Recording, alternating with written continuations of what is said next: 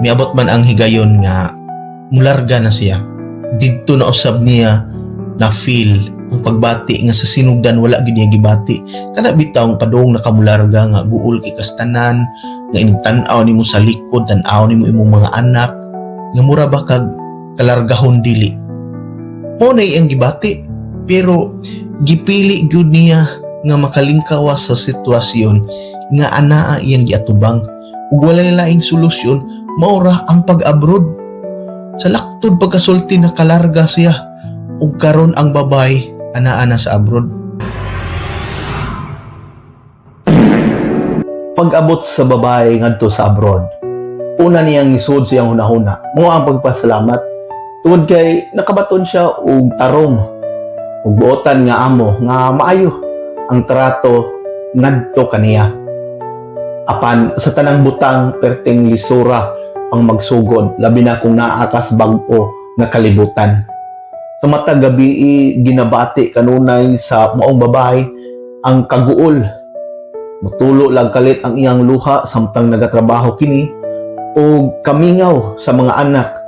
Pero walay choice ang maong babae tungod kay ug dili siya mulihok. Wala sad siya ibuhi siyang anak. Kay before siya milarga, nagkabuwag sila sa iyang bana nga diin mauunta kadto ang kalipay nga sinugdanan sa iyang kinabuhi.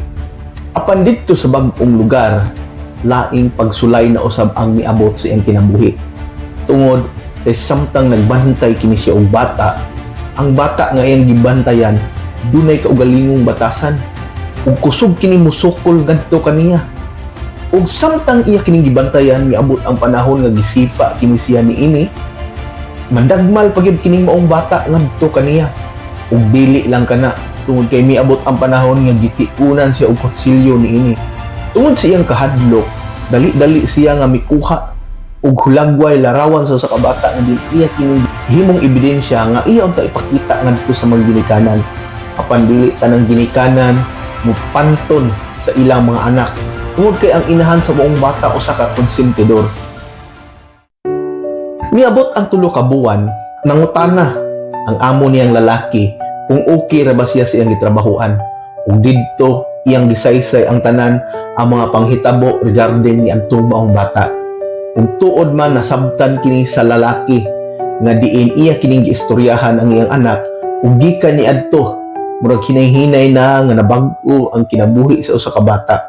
Ug didto niabot sa iyang hunahuna nga kung ang usa ka problema nga imong na-encounter ug imo lang kining ipaabot sa tinaro nga pamaagi, makitaan gyud ni siya og maayo nga solusyon.